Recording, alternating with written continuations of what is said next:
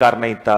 बंगाल के एक प्रसिद्ध समाज सुधारक रहे हैं ईश्वर चंद्र विद्यासागर, उनके प्रयासों से पुनर्विवाह का अधिकार कब जाकर मिला था? 1856 में। इस पूरी घटनाक्रम में यह बता रखा है कि एक गांव था, उस गांव में गरीब परिवार है और उसमें माता पिता और उनके दो बेटे थे। एक बेटे की 7-8 साल की उम्र है, एक की 4-5 साल की उम्र है। और उसी समय उन दोनों भाइयों के सिर से माता पिता का साया उड़ जाता है।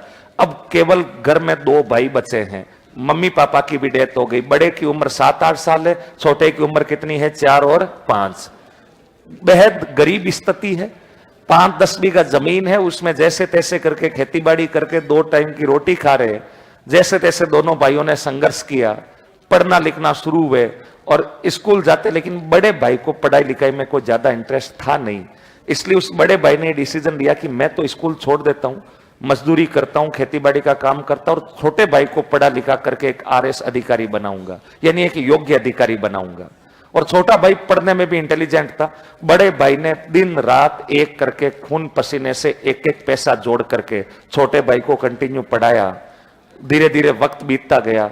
बड़ा भाई जब 15 साल का हुआ तब उसकी किसी पड़ोसी के गांव में एक लड़की से उसका विवाह हो जाता है। लेकिन जिस लड़की से विवाह हुआ वो बेहद अनुशासित, संयमित, सुलक्षणा थी, 36 गुणों से संपन्न थी, अपने पति की हर बात को मानने वाली सुलक्षणा वो महिला थी। जैसे ही वो बड़ा भाई शादी करके अपनी पत्नी को लेकर अपने घर आया, उस बड़े भाई ने अपनी पत्नी के सामने सारी स्थितियां बता दी कि घर की आर्थिक स्थितियां ठीक नहीं है, संघर्ष का समय है। और मैं आपको ये कहना चाहूंगा कि अपने साथ घर में मेरा छोटा भाई यानी आपका देवर रहेगा और उस पर किसी भी प्रकार का दबाव, व्यंग्य वो घर में बर्दाश्त योग्य नहीं होगा। वो छोटा भाई पढ़ रहा है और मेरा सपना है कि इसको पढ़ करके एक काबिल और योग्य अधिकारी बनाऊं ताकि घर की सारी फाइनेंशियल प्रॉब्लम, आर्थिक जो तंगियां हैं वो सब कुछ दूर की जा सके। और अगर तुम घर में माहौल अच्छा रखोगी, उसको बिना फालतू किसी बात को लेके व्यंग्य नहीं करोगी, कटाक्ष नहीं करोगी, तो सब कुछ अच्छा रहेगा। बाकी घर के लालन पालन की जिम्मेदारी मेरे ऊपर है, मैं दिन रात मेहनत करूंगा। और वो महिला बेहद अनुशासित, सुलक्षणा थी। इसलिए उस महिला ने यह कहा कि आप निश्चिंत रहे, मेरी तरफ से कभी कोई प्रॉब्लम क्रिएट नहीं होगी। धीरे धीरे वक्त बीतता गया। शादी के 1-2 साल बीते, उस गांव में भीषण अकाल पड़ जाता है। जिस गांव में ये 3 लोगों का परिवार रह रहा, पति पत्नी और उसका छोटा भाई या उस महिला का देवर बोल दीजिए। और जब अकाल पड़ा तो उस परिवार की आर्थिक रूप से कमर टूट चुकी थी। वैसे पहले से भी आर्थिक तंगी, इस बार बरसात ही नहीं हुई तो खाने को दाने तक नहीं हुए। और जैसे तैसे उस भाई ने गांव के साहूकारों से कर्ज ले लेकर के 1 साल का समय बिताया ताकि उसके छोटे भाई की पढ़ाई में किसी प्रकार का कोई डिस्टरबेंस ना आए। 1 साल के समय के बाद उम्मीद थी कि अगले साल बरसात होगी, अच्छा अनाज होगा, दुगुनी मेहनत करेंगे और साहूकारों का कर्ज उतार देंगे। लेकिन भगवान जाने राम भी रूट से गए थे, अगले साल भी बरसात नहीं होती है और उस साल में उस गांव में भीषण अकाल पड़ जाता है।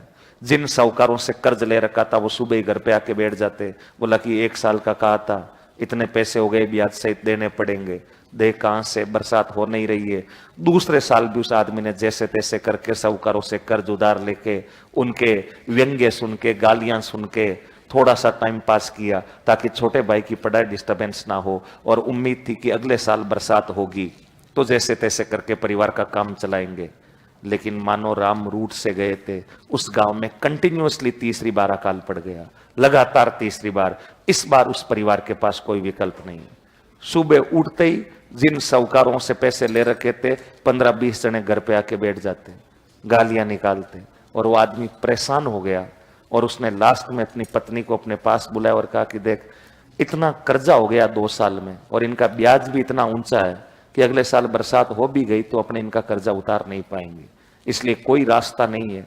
मैं आज रात को ही गांव छोड़ करके प्रदेश जाऊंगा और प्रदेश में कोई जॉब करूंगा, कोई काम करूंगा और वहां से मैं पैसे इकट्ठे करके और वापस गांव आऊंगा, 1-2 साल में आ जाऊंगा और इन सब का कर्जा चुकाऊंगा। लेकिन जब मैं गांव छोड़ के जाऊंगा तो प्लीज तुम मेरे छोटे भाई का ध्यान रखना, उसकी पढ़ाई में कोई डिस्टरबेंस नहीं आए। अगर पैसों की तंगी आए तो खुद मेहनत करना, मजदूरी करना, लेकिन छोटे भाई को पढ़ाना।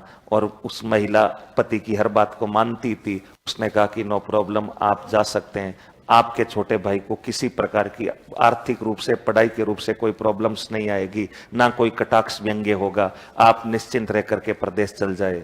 और उन साहूकारों के कर्ज से परेशान होकर के वो व्यक्ति रात के अंधेरे में गांव छोड़ करके चला जाता है और प्रदेश चला जाता है। गांव वाले अगले दिन सुबह घर पर आए तो घर वालों ने बताया कि भाई वो तो है नहीं, पैसे उनको उधार दिए थे, वो आए तो उनसे बात करना, हमें परेशान करने की जरूरत नहीं है। गांव वाले कंटिन्यू 10-12 दिन आए, कंटिन्यू वो मिलता नहीं, तो उनकी पत्नी ने एक दिन कह दिया कि वो प्रदेश गए हुए हैं, 1-2 साल में आएंगे, आपका ब्याज सहित पैसा चुका देंगे। अब वो भाई प्रदेश में बैठा है, जॉब के लिए दर दर की ठोकरें खा रहा है, लेकिन 3-4 महीने घूमने फिरने के बाद भी उसे कहीं पर नौकरी नहीं मिलती है, अच्छा वेतन नहीं मिलता है। बस केवल दिन भर मेहनत मजदूरी करके इतना कमा पाता कि 2 टाइम की रोटी खा ले। जो ख्वाब लेकर आया था कि ये कर दूंगा, सारा सिस्टम सेट कर दूंगा, वो सिस्टम सेट होता दिख नहीं रहा है, क्योंकि कहां पड़ी है नौकरियां। इसलिए वो साल भर से परेशान हो गया, मानसिक रूप से भी परेशान। गांव भी वापस जाए तो किस मुख से जाएं, क्योंकि उनका ब्याज तो दिन दुगुना रात चौगुना बढ़ता जा रहा है। भगवान जाने कौन सी वैदिक गणित से वो ब्याज का फॉर्मूला निकालते हैं, इतना ब्याज बढ़ गया कि वो व्यक्ति प्रदेश में रहकर चिंताओं में है और उसके पास कोई विकल्प नहीं, गांव वो वापस जा नहीं सकता। यूं करते करते प्रदेश में अच्छे काम की तलाश में 7-8 साल बीत गए और 7-8 साल में भी वो इतना पैसा नहीं कमा पाया कि गांव जाके लोगों का कर्ज उतार सके। चिंता में है, घर वालों से कोई कनेक्शन नहीं है, ना कोई लेटर्स लिख रहा है, ना कोई पत्र लिख रहा है। उधर पीछे उसकी पत्नी बेहद ईमानदार और सुलक्षणा थी, इसलिए उसने अपने पति का वादा निभाने के लिए खुद ने दिन रात मेहनत मजदूरी की, अपने गहने जेवरात आभूषण बेचे और गहने जेवरात आभूषण बेच करके अपने देवर को पढ़ाया लिखाया। और वो देवर भी पढ़ने में बेहद ईमानदार और इंटेलिजेंट था, लगातार आगे बढ़ रहा था। और 8-9 साल बाद में वो देवर एक योग्य अधिकारी के पद पर काबिज हो जाता है। और जब वो अधिकारी बन गया तो अधिकारी बनने के बाद घर पर अब आर्थिक रूप से तो कोई बड़ा संकट नहीं है, लेकिन घर पर उसका बड़ा भाई नहीं है। 9 साल हो गए घर से दूर गए हुए, और भाई भी तो प्रदेश में पैसे कमा नहीं पा रहा था, इसलिए मेंटली परेशान था। गांव किस मुख से जाए, गांव वाले जीने नहीं देंगे, घर वालों से कोई कांटेक्ट नहीं है। 8-9 साल बाद में वह अधिकारी और वो महिला, अर्थात मैं देवर भाभी बोल देता हूं, वो गांव की पंचायत बुलाते हैं, गांव के पंच पटेलों को इकट्ठा करते हैं और इकट्ठा करके अपनी प्रॉब्लम गांव के मुखिया लोगों के सामने रखते हैं और कहते हैं कि मेरा बड़ा भाई 10 साल हो गए प्रदेश गए हुए, घर वालों से कोई कांटेक्ट नहीं है, कुछ साहूकारों से पैसे उधार लिए थे और उनके ब्याज की मार की वजह से मजबूरी में वो गांव छोड़ के गया है। उन साहूकारों का कर्जा तो मैं सारा चुका दूंगा, लेकिन गांव के लोगों की नैतिक जिम्मेदारी बनती है कि मेरे भैया का पता लगाया जाए कि आखिरकार वो है कहाँ, आखिर जिंदा है कि मर भी गए। घर वालों से कोई कनेक्शन नहीं है। गांव के लोगों ने कहा बात तो सही है, गांव का नागरिक है इसलिए पता लगाना लाजमी है। और गांव के सारे लोगों ने 6 माह का समय मांगा और उन्होंने कहा कि गांव के तमाम लोग 6 माह के अंदर अंदर उन लोगों का, उस भाई का, यानी जो प्रदेश गया हुआ उसका रिसर्च कर लेगी, पता लगा लेगी। 6 माह बाद पंचायत का आयोजन दोबारा होगा। ठीक है, उस छोटे भाई ने भी, उसकी पत्नी ने भी अपने स्तर पर उसको ढूंढने के प्रयास किए, गांव के लोगों ने भी प्रयास किए, लेकिन विलायत में बैठा, प्रदेश में बैठा आदमी कहां मिलेगा। और वो भाई पूरा रूप हुलिया बदल चुका है, गरीबी बहुत कुछ बदल देती है, इसलिए वो परेशान प्रदेश में बैठा है। गांव के तमाम लोगों के ढूंढने के बाद भी 6-7 महीने में उस आदमी का अता पता नहीं लगा। तब 6 महीने बाद गांव की पंचायत दोबारा बैठती है और गांव के पंचों ने यह फैसला सुना दिया कि वो आदमी मर चुका है। अगर जीवित होता तो कहीं ना कहीं किसी ना किसी रिसोर्स से किसी ना किसी के कांटेक्ट में आता। अब वो जीवित नहीं है, मर गया है। उस आदमी का डेथ सर्टिफिकेट जारी कर दिया जाता है और जब उस आदमी को मृत घोषित किया जाता है तो उसकी पत्नी पंचायत में रोने लगती है और पंचों के सामने अपनी प्रॉब्लम बताते हुए कहती है कि जब आपने मेरे पति को मरा हुआ घोषित कर ही दिया है तो अब ये भी फैसला कर दीजिए कि मेरा भविष्य क्या है, मैं यहां रहूं या पापा के घर चली जाऊं। पंचों ने कहा कि देख, यहां रहना है तो तुम्हें इसी देवर को अपना पति बना करके रहना होगा, क्योंकि दोबारा विवाह करने का अधिकार है या नहीं है? नहीं है। पुनर्विवाह का अधिकार कब मिला है? 1856 में। तुम्हें अपने देवर को पति बना करके यहां रहना होगा, अन्यथा तुम अपने पापा के घर जा सकती हो। उस महिला ने अपने देवर की तरफ देखा और कहा कि आप भी मेरे भविष्य के बारे में अपना फैसला सुना दीजिए, क्योंकि माई लाइफ माई डिसीजन का कंसेप्ट तो यहाँ काम करेगा नहीं। मेरे जीवन में क्या होगा ये तो मैं डिसाइड कर नहीं पाऊंगी, क्योंकि काम महिलाओं को अधिकार तुम दे रहे हो। तुम खुद ही तो मुखिया बने हुए आदेश देते घूम रहे हो, तुम ही तो न्यायालय हो। महिलाओं के जीवन के कोई राइट्स की तो यहाँ बात ही नहीं कर रहा है। इसलिए देवर की तरफ उस महिला ने देखते हुए कहा कि तुम्हें भी जो फैसला सुनाना सुना दीजिए। वो देवर भी बेहद ईमानदार था, ऐसा उनको बोलने वाला नहीं था, इसलिए उसने अपनी भाभी की तरफ हाथ जोड़ते हुए कहा कि देखिए, आपको जो आपके लिए अच्छा लगे वो कीजिए।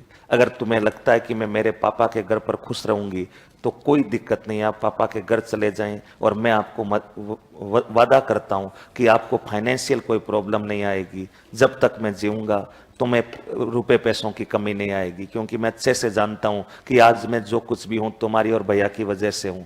तुमने अपने गहने जेवरात बेच करके मुझे यहां तक पहुंचाया है, इसलिए तुम जहां खुश रहो तो पापा के घर रह सकती हो। और अगर तुम्हें लगता है कि नहीं पापा के घर पर प्रॉब्लम है तो तुम यहां रह लो, मैं तुम्हें पत्नी के रूप में अपनाने को तैयार हूं। मजबूरी है इसलिए अपनाना पड़ रहा है, लेकिन मैं तुम्हें वचन देता हूं कि मैं कोई दूसरा विवाह भी नहीं करूंगा और तुम यहां पर पत्नी बन के भी रह सकती हो। मजबूरी है इसलिए देवर भाभी को पति पत्नी बनना पड़ रहा है। अगर मजबूरी नहीं होती तो महिला, वो देवर भाभी बिना पति पत्नी बने भी वहां रह सकते थे। उस महिला ने कहा कि ठीक है, मैं मेरे पापा के घर जाना ही पसंद करूंगी, और वो महिला अपने पापा के घर चली जाती है। लेकिन दुर्भाग्य से उसके पापा भी कर्जे में डूबे हुए व्यक्ति थे, शराबी थे। एक दिन सांझ का समय है, वो लड़की अपने पिता के घर पर जैसे तैसे मन मार कर रह रही है। शाम का 5-6 बजे के समय उसका पिता घर के बाहर कमरे में बैठकर शराब पी रहे हैं, लड़की घर के अंदर कामकाज कर रही थी। उसी गांव में, जिस गांव की वो लड़की का पियर है, उसी गांव का एक साहूकार जो उस लड़की के पिता से पैसे मांगता है, वो शराब के नशे में उस लड़की के घर आता है और लड़की से बदतमीजी से बात करते हुए कहता है कि तेरा बाप कहाँ है।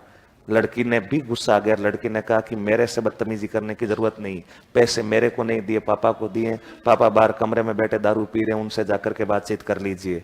और वो साहूकार उस लड़की के पिता से जाता है।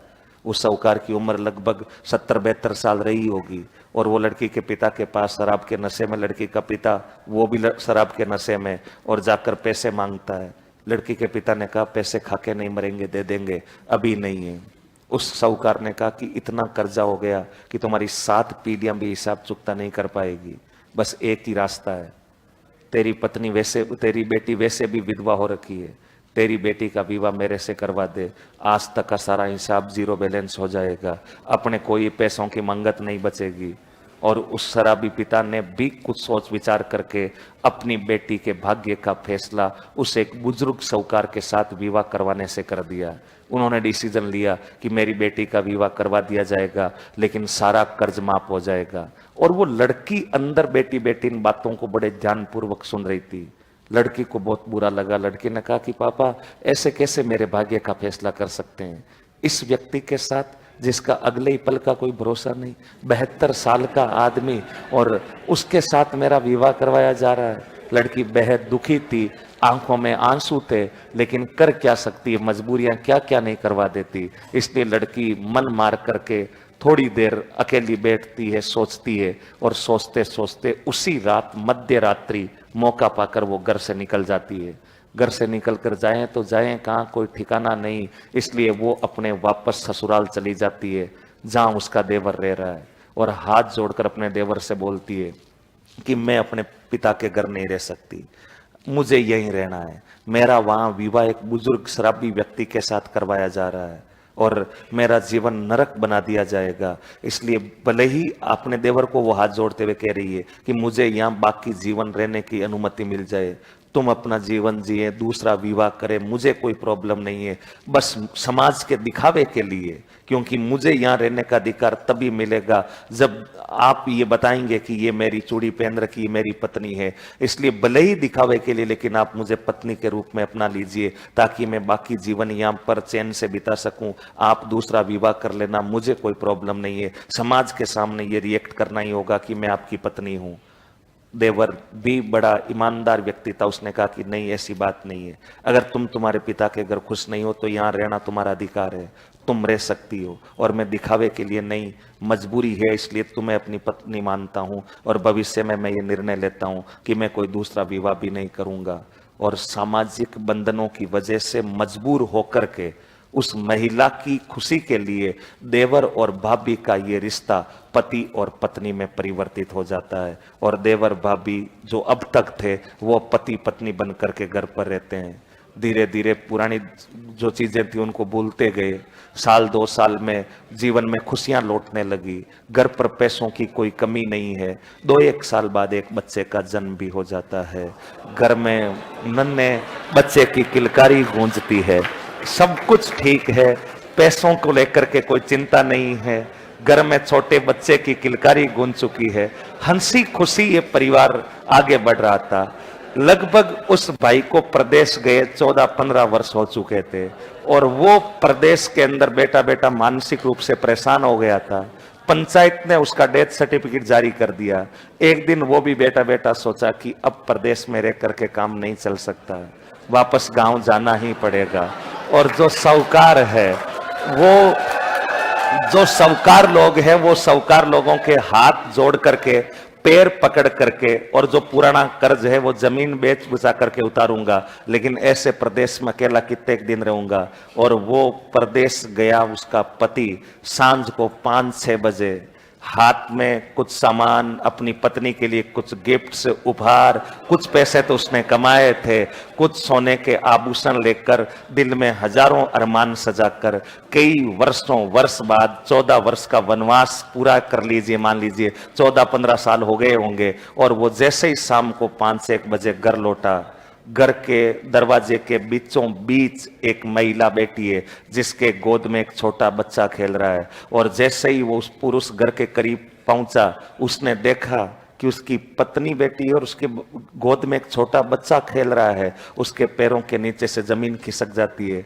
उसका गुस्सा 7वें आसमान पर, जो 14 साल से प्रदेश से आया है, वो गुस्से में अपनी पत्नी की तरफ दौड़ता है, हाथ में जो सामान था उसको फेंकते हुए अपनी पत्नी की तरफ देखता है और बोलता कि ये क्या है। अचानक पत्नी चौंकती है, और पत्नी ऊपर देख करके चौंकती, बोला ये क्या है। और ये क्या है कि आवाज सुन करके अंदर जो उसका छोटा भाई बैठा था वो बाहर आता है और खड़ा होकर बोला ये क्या है। अब बीच में वो महिला है, बीच में वो महिला, और वो दोनों तरफ देख रहे, बोला ये क्या है, ये क्या है। और वो मन ही मन सोच रहे कि आखिर ये हुआ क्या, मैं अब पत्नी किसकी हूं, एक्स की या प्रेजेंट की। एक्स मतलब पूर्व पति की, या प्रेजेंट मतलब वर्तमान पति की। वो दोनों तरफ देख रही है और वो कह रही है कि हूं गोरी की ने प्यूरी, मैं अब पत्नी किसकी हूं, इसकी या इसकी। वो धर्म संकट में है, और वो व्यक्ति जो 14 वर्षों से प्रदेश से आया था, वो अपनी पत्नी की तरफ गुस्से में देखते हुए बोला कि ये उम्मीद नहीं थी तुमसे। और वो महिला हाथ जोड़ते हुए अपने पूर्व पति को कहती है कि आप मेरी बात को सुनिए, समझने का प्रयास कीजिए। उस व्यक्ति ने कहा कि ये लड़का सब कुछ समझा रहा है, मुझे समझाने की जरूरत नहीं है। आज ये पता लग गया कि ये प्यार, ये वादे, ये कस्में सिर्फ बातें हैं और इन बातों का कोई भरोसा नहीं है। और ये जो बच्चा है वो जीता जागता उदाहरण है, मुझे समझने की कोई जरूरत नहीं है, तुमसे ये उम्मीद नहीं थी। वो महिला फिर कहती कि आप मेरी बात को सुनिए। और वो अंदर जो छोटा भाई खड़ा था उसने कहा कि भैया आप बात समझिए। उस व्यक्ति ने कहा कि भैया बोलने की जरूरत नहीं है, मैं सब कुछ समझ चुका हूं, क्या है क्या नहीं है। और वो व्यक्ति वहां से निराश होकर के बिना बात सुने हुए वहां से वापस लौट जाता है। लेकिन उस महिला की वहां भी कोई गलती नहीं है, क्योंकि सामाजिक बंधन ऐसे थे कि उस देवर और भाभी के रिश्ते को किसमें बदलना पड़ गया था, पति और पत्नी। लेकिन उसका पति जब लौट कर आया तो एक बार के लिए वो महिला संकट में आ जाती है कि आखिरकार मैं पति किस पत्नी की हूं। और इस पूरी कहानी के अंदर जिस घटना का विस्तार से वर्णन है। वो घटना बताओ कौन सी प्रथा है? चूड़ी प्रथा। और इसके अंदर चूड़ी प्रथा की वजह से अब वो महिला किसकी पत्नी बनकर रहेगी? एक्स की या प्रेजेंट की? प्रेजेंट की। वो तो हमेशा हमेशा के लिए बंदा हरिद्वार चला जाता है और वहां जाकर के उपदेश देता, सन्यासी बन जाता, बहुत बड़ा साधु बन जाता है और दुनिया को इस सांसारिक ज्ञान की बातें बताने लग जाता है। तो हमें सुबह इतना याद रखना है कि देवर भाभी का रिश्ता पति पत्नी के रूप में परिवर्तित होने के कारण कौन सी किताब लिखनी पड़ गई थी? हूं गोरी किण पिवरी। लिख लो फटाफट से दो बातें, हूं गोरी किण पिवरी के आगे। इस पुस्तक में